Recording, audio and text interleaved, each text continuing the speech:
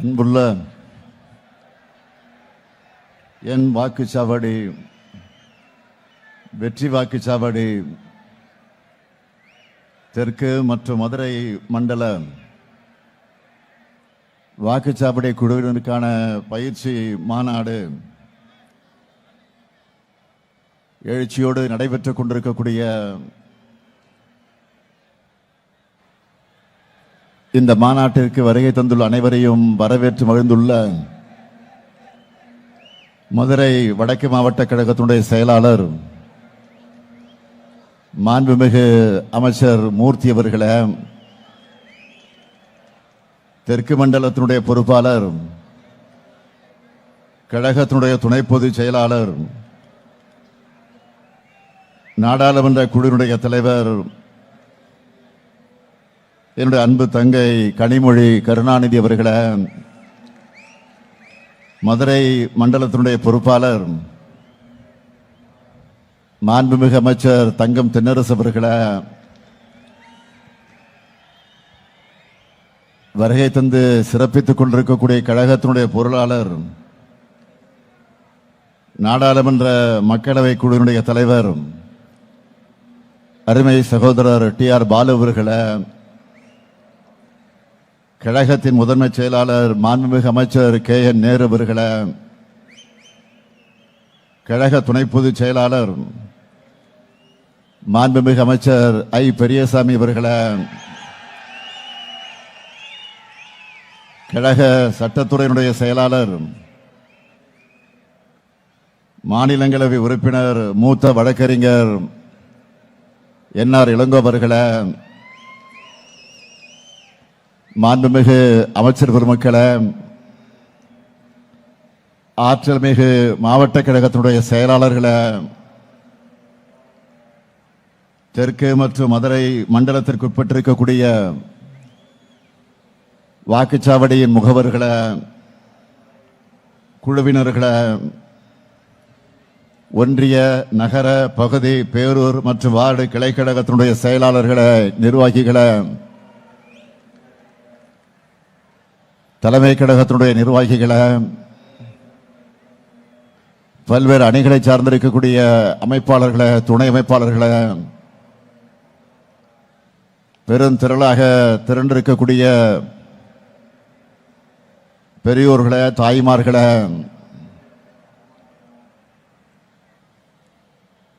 என் உயிரோடு கலந்துள்ள தலைவர் கலைஞர் அவர்களின் உயிரினும் உயிரான அன்பு உடன்பிறப்புகளே,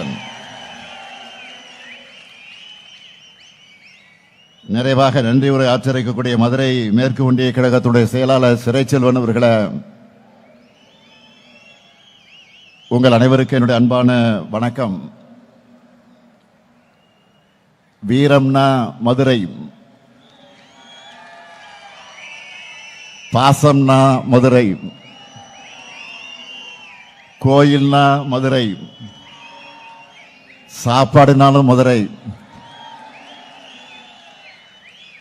இங்க எல்லாமே ஃபேமஸ் தான். அப்படிப்பட்ட மாமதுரையில் திராவிட முன்னேற்ற கழகத்தினுடைய தெற்கு மண்டல BLA 2 BLC BDA வாக்குச்சாவடி குழுவினருக்கான என் வாக்குச்சாவடி வெற்றி வாக்குச்சாவடி பயிற்சி மாநாட்டில் கலந்து கொண்டு உங்களை எல்லாம் சந்திப்பதிலே நான் மிகுந்த மகிழ்ச்சி அடைகிறேன், பெருமை அடைகிறேன், பூரிப்படைகிறேன். இன்னும் சொன்னால் சித்திரை திருவிழா போல கூடியிருக்கக்கூடிய உங்களை பார்த்து நான் உற்சாகம் அடைகிறேன். உத்தங்குடி முழுக்க உடன்பிறப்புகள் குடியேறிவிட்ட மாதிரி எனக்கு இருக்கு. இதையெல்லாம் பார்க்கும்போது என்னுடைய நம்பிக்கை நாளுக்கு நாள் அதிகமாகிட்டே வருது. இனி நாம தான், இனி நாம தான், இனி எப்பவுமே நாம தான். இப்படி நம்பிக்கையோடு நான் இருக்க காரணமே கழகத்தின் வேர்களாக இருக்கக்கூடிய நீங்க தான் இந்த பயிற்சி மாநாட்டை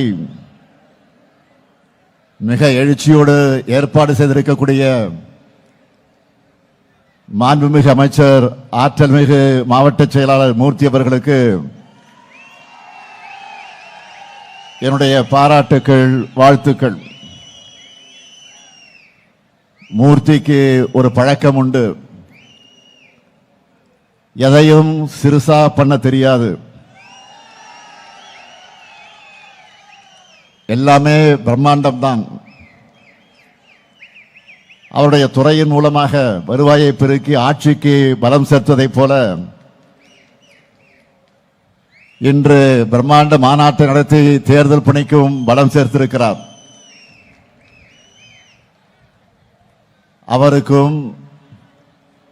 அவருக்கு தோளோடு தோள் நின்று பணியாற்றி இருக்கக்கூடிய அனைத்து நிர்வாகிகளுக்கும் தலைமை கழகத்தின் சார்பில் என்னுடைய வாழ்த்துக்களோடு என்னுடைய நன்றியையும் நான் தெரிவித்துக் கொள்ள விரும்புகிறேன். என் வாக்குச்சாவடி வெற்றி வாக்குச்சாவடி என்ற மாநாட்டுக்கு அடித்தளமான BLA 2 BLC ஆகியோரை நியமிக்கக்கூடிய பணிகளை கடந்த நாடாளுமன்ற தேர்தலுக்கு முன்னாடியே நாம் தொடங்கிட்டோம். நாடாளுமன்ற தேர்தலின் போது தேர்தலுக்கான களப்பணியில முன்னாடி நிற்கிற BLA 2க்களுக்கான மாபெரும் பயிற்சிகளை, கூட்டங்களை மண்டல வாரியாக நானே சென்று நடத்தினேன். அதனாலதான் நாடாளுமன்ற தேர்தலில் 40க்கு 40 என்று வெற்றி பெற்றோம். அதன் பிறகு கழகத்தில் புதிய உறுப்பினர்களை சேர்க்க ஓரணியில் தமிழ்நாடு எனும் மாபெரும் முன்னெடுப்பை தொடங்கி இந்தியாவில் வேற எந்த கட்சியும் செய்ய முடியாத வகையில் ஆப் மூலமா இங்கே வந்திருக்கக்கூடிய BDA உதவியோடு வீடு வீடாக போய்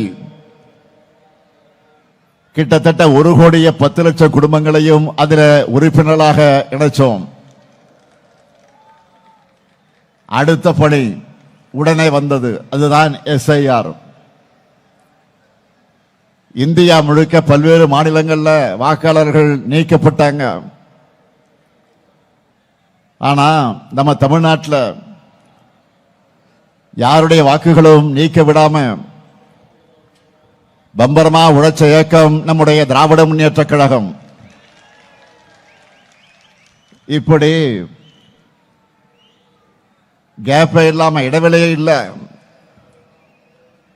அடுத்து உடனே தேர்தலுக்கு தயாராக BLA 2க்களோடு சேர்த்து BLC BDAக்களையும் இப்போ சந்திச்சுக்கிட்டு இருக்கேன். இப்போ இருக்கிற வாக்குச்சாவடிகள் அடிப்படையில்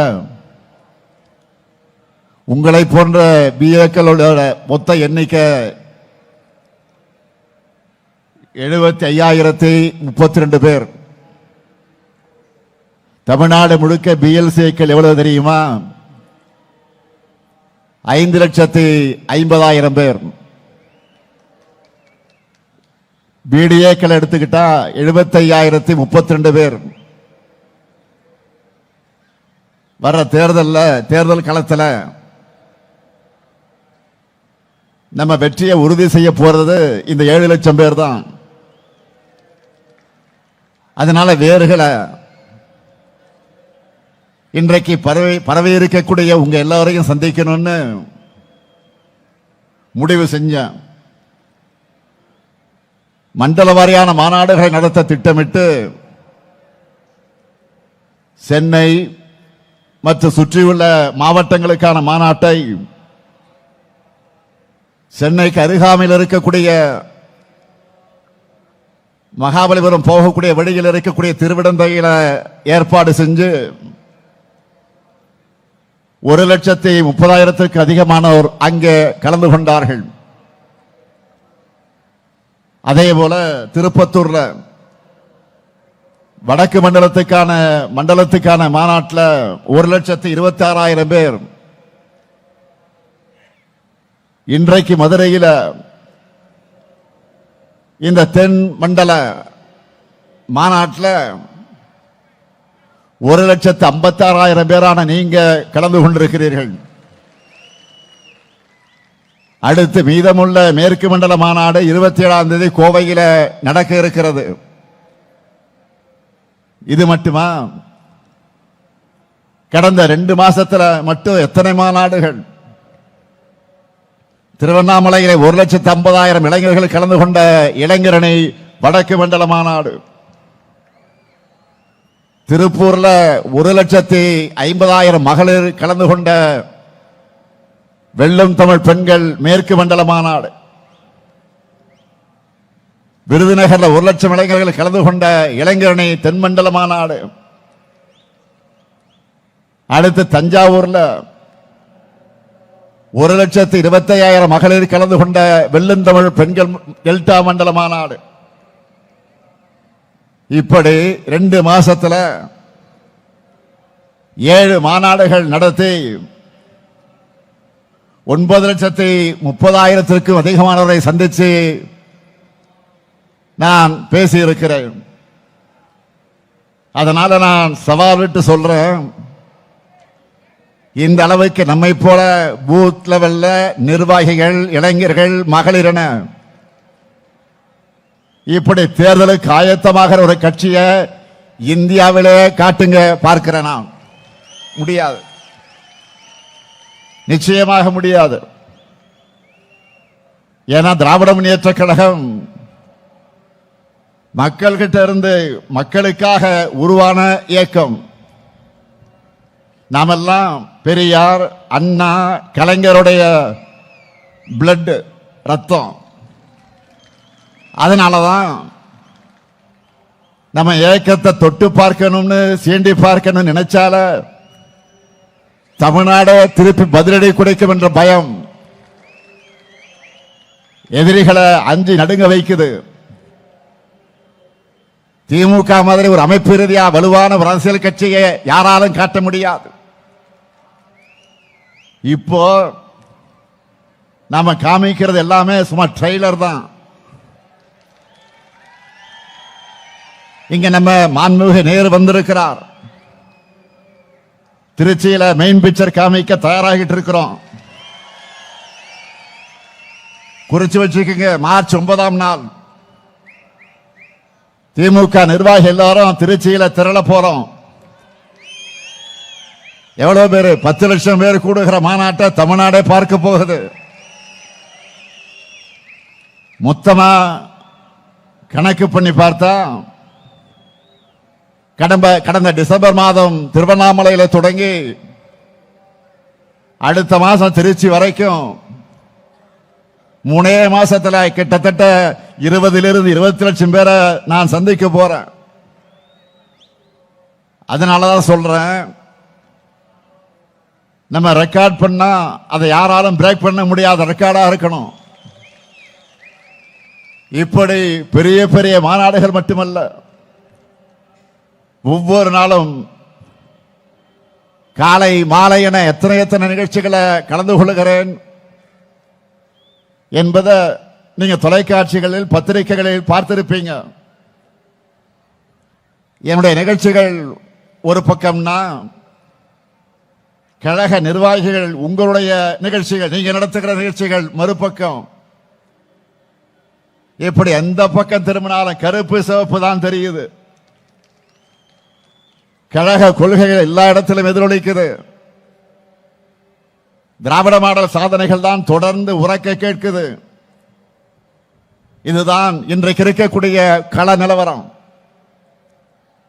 அதனாலதான் இங்கே கூடியிருக்கக்கூடிய உங்களுக்கெல்லாம் நான் சொல்றது, இந்த தெற்கு செமையில மொத்த இருக்கக்கூடிய தொகுதிகளையும் கழக கூட்டணி தான் வெற்றி பெறணும். அதை நீங்க தட்டி தூக்கணும்.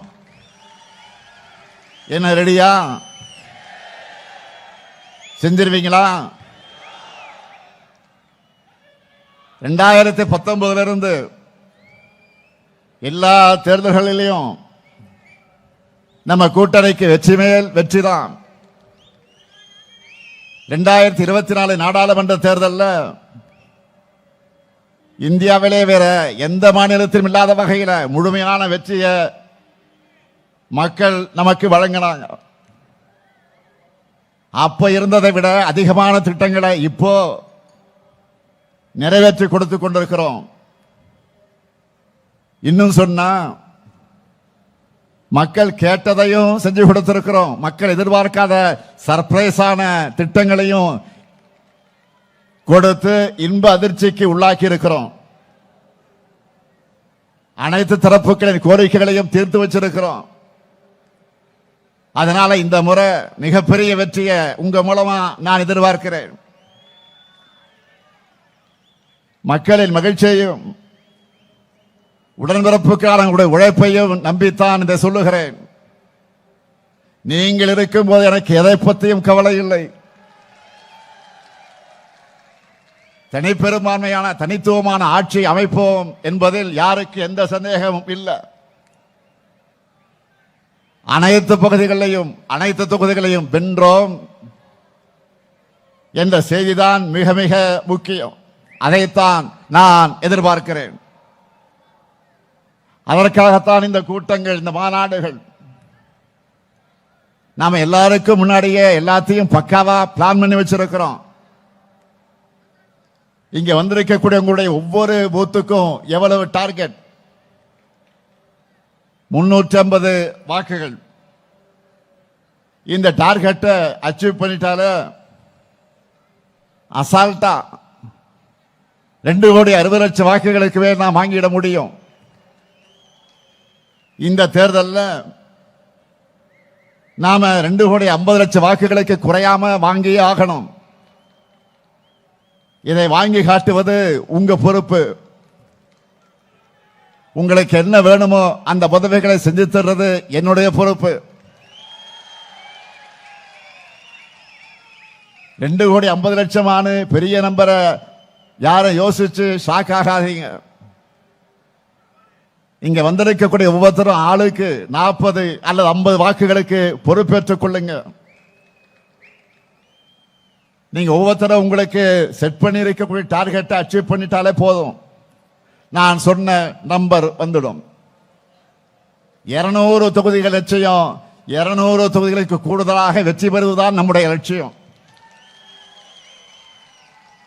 அடுத்த 2 மாசம் உங்களுக்கும் சரி எனக்கும் சரி நோ ரெஸ்ட். ஒவ்வொரு வாக்காளரையும் நீங்க எல்லாரும் குறைஞ்சது 5 முறையாவது நேரில் சந்திக்கணும். இதை ஏன் சொல்றேன் தெரியுமா?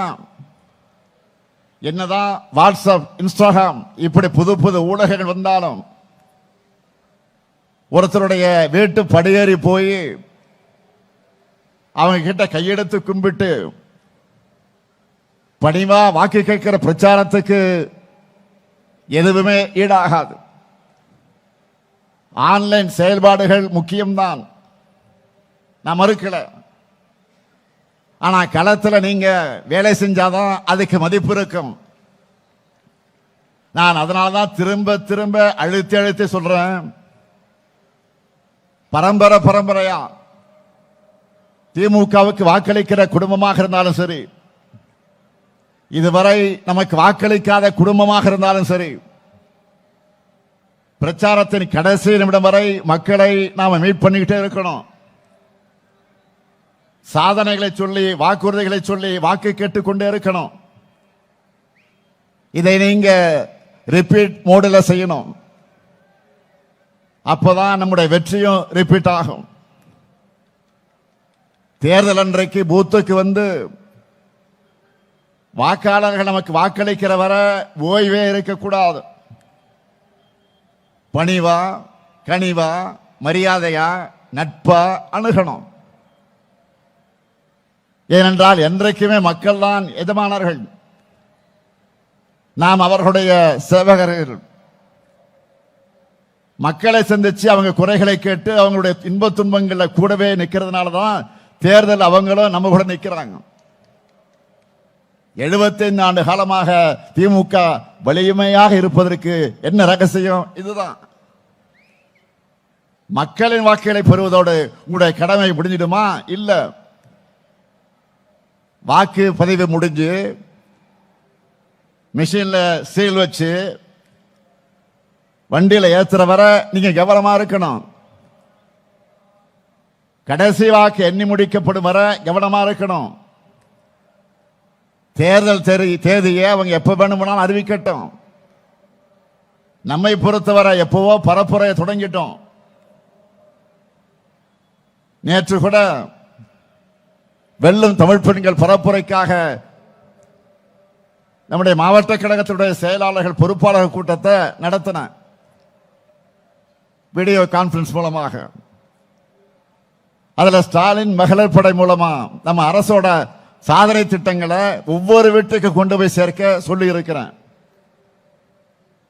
குறிப்பா தேர்தலை காரணமாக வச்சு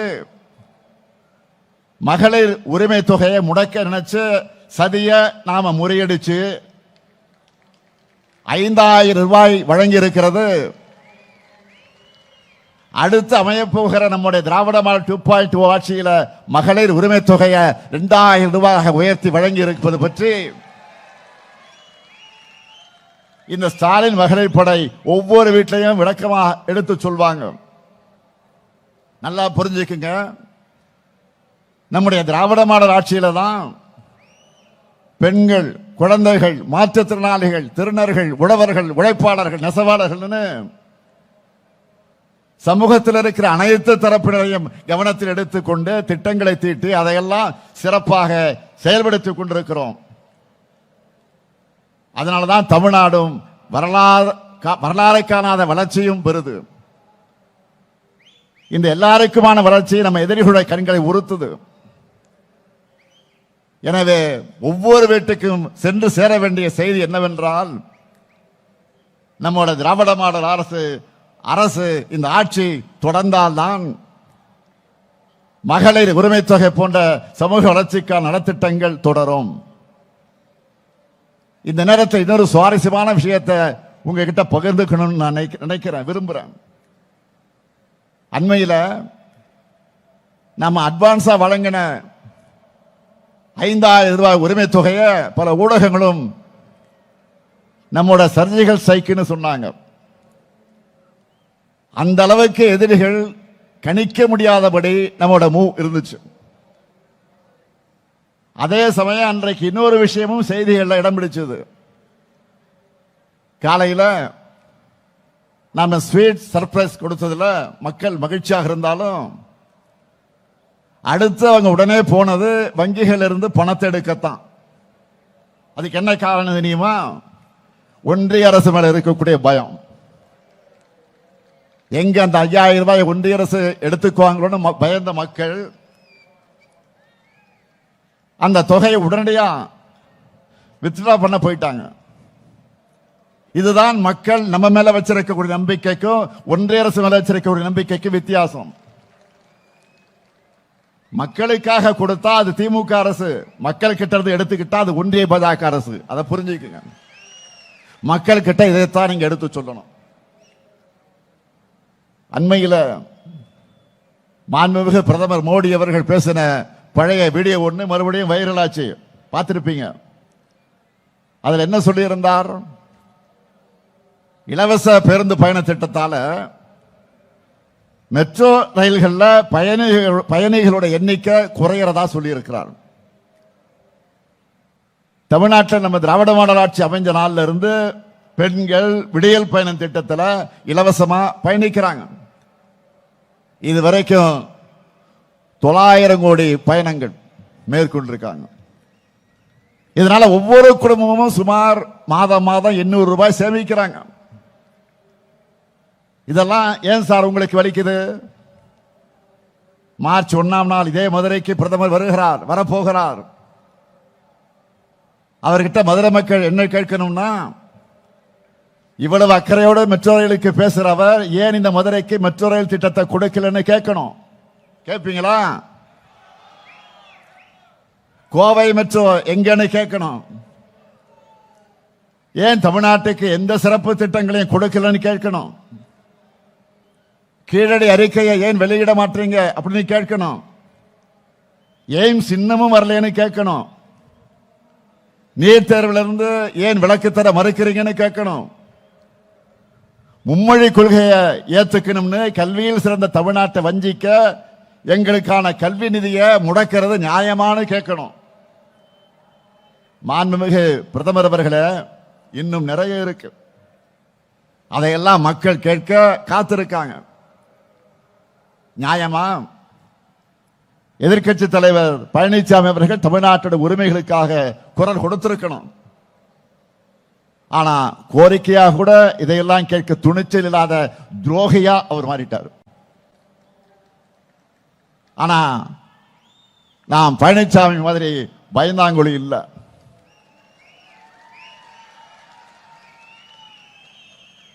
ஆட்சிகள்ல பதவிகள்ல உயிரே போனாலும் எதை பற்றி நாங்கள் கவலைப்பட மாட்டோம்.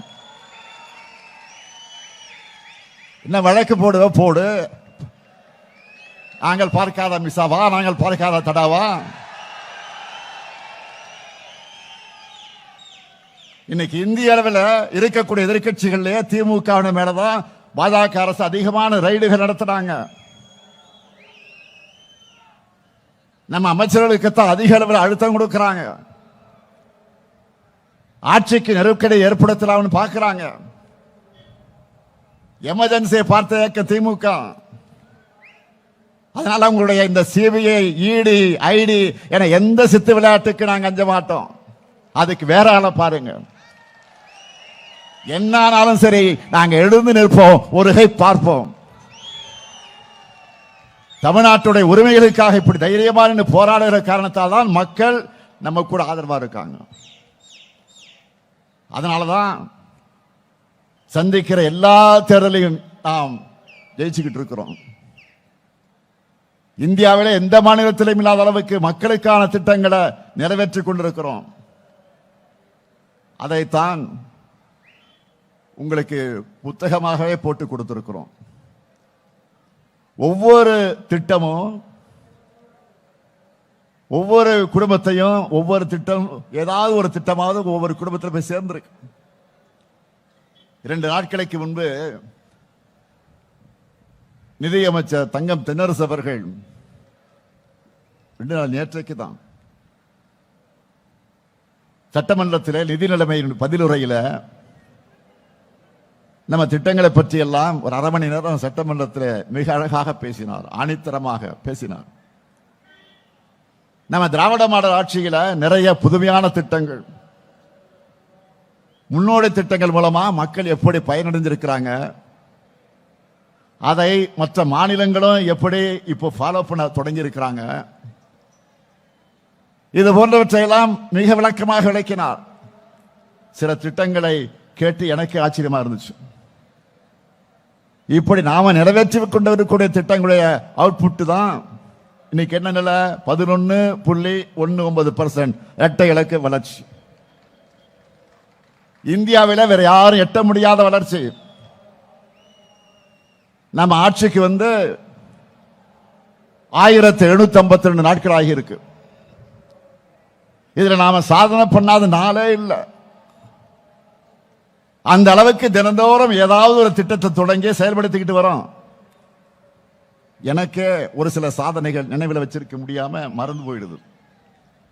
அதனால நீங்க எல்லாரும் உங்க பகுதிகளில் செய்யப்பட்டிருக்கக்கூடிய சாதனைகளை தெரிஞ்சு வச்சுக்கோங்க. அதை உங்கள் ஸ்டைல்ல மக்களை சந்திக்கும் போது நினைவுபடுத்துங்க. அதுக்கு இந்த புத்தகம் உங்களுக்கு பயன்படும், நல்ல யூஸ் ஆகுது. தேர்தல் பணிகளை பொறுத்த வரைக்கும் எல்லா வகையிலும் நாம தான் முன்னணியில் இருக்கோம். கூட்டணியில புதுசா கட்சிகள் எல்லாம் இணைகிறாங்க. தொகுதி பங்கீடு பற்றி பேச்சுவார்த்தை நடத்த குழு அமைச்சாச்சு.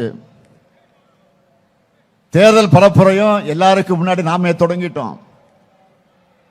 எந்த தொகுதி யாருக்கு, வேட்பாளர் யார், இதை தலைமை கழகம் பார்த்துக்கும். இன்னும் சொல்றேன், நான் கவனிச்சுக்கிறேன். அறிவிக்கிற வேட்பாளர்களை வெற்றி பெற வைப்பது உங்கள் கடமை. நம்ம கட்சி வேட்பாளர்கள் மட்டுமல்ல, நம்முடைய கொள்கை உறவாக பயணிக்கிற கூட்டணி கட்சியின் வேட்பாளர்களையும் பெரிய வித்தியாசத்தில் வெற்றி பெற வைக்க உழைக்கணும். களத்தில் நம்ம ஆட்களுடைய உழைப்பை பார்த்து அவங்களை வியக்கணும். அந்த கடமையை நீங்க நிச்சயமாக நிறைவேற்றுவீங்கன்னு நான் நம்புறேன். தமிழ்நாடு அணியா டெல்லி அணியா என்ற கேள்வியை மக்கள் முன் எழுப்புங்க. தமிழ்நாடு அணியா டெல்லி அணியா? தமிழ்நாடு அணியா டெல்லி அணியா? தமிழ்நாடு ஜெயிக்கணும்னா திராவிட முன்னேற்ற கழகம் ஜெயிக்கணும். மதச்சார்பற்ற நம்முடைய முற்போக்கு கூட்டணி ஜெயிக்கணும். அடிமை அதிமுகவும் தமிழ் பாஜகவும் அனைத்து தொகுதிகளிலும் டெபாசிட் இழக்கணும். உங்க முத்துவேல் கருணாநிதி ஸ்டாலின் மீண்டும் முதலமைச்சரா பொறுப்பை ஏற்கணும். தமிழ்நாடு எல்லா துறையிலும் தொடர்ந்து நம்பர் 1 இருக்கணும். இது நான் தர்ற வாக்குறுதி. இப்படி நீங்க நம்பிக்கையோட கெத்தா மக்கள் கிட்ட சொல்லுங்க. அது மட்டுமல்ல, நீங்க முக்கியமா சொல்ல வேண்டியது தமிழ்நாடு அணியா டெல்லி அணியா என்ற இந்த போர்ல தமிழ்நாடு வெல்வோம் என்று ஒன்றாக, இந்திய திணிப்பை எதிர்க்க வெல்வோம் ஒன்றாக, மாநில சுயாட்சியை நிலைநாட்டிட வெல்வோம் ஒன்றாக, மக்கள் நல திட்டங்களை தொடர்ந்திட வெல்வோம் ஒன்றாக, தமிழ்நாடு எப்பொழுதும் அமைதியான மாநிலமாக இருக்க வெல்வோம் ஒன்றாக, தமிழ்நாட்டை வளர்ச்சி பயணம் தொடர வெல்வோம் ஒன்றாக, எல்லாருக்கும் எல்லாம் கிடைக்க வெல்வோம் ஒன்றாக, தமிழர் சுயமரியாதை காத்திட வெல்வோம் ஒன்றாக, தமிழ்நாடு தலைகுனியாது என்று காட்டிட வெல்வோம் ஒன்றாக, பாசிச பாஜகவை விரட்டிட வெல்வோம் ஒன்றாக, அடிமை அதிமுகவுக்கு பாடம் கற்பிக்க வெல்வோம் ஒன்றாக, தமிழ்நாடு இந்தியாவுக்கே வழிகாட்டிட வெல்வோம் ஒன்றாக. நீங்களும் திரும்ப சொல்லுங்க, வெல்வோம் ஒன்றாக, வெல்வோம் ஒன்றாக, வெல்வோம் ஒன்றாக. நன்றி, வணக்கம்.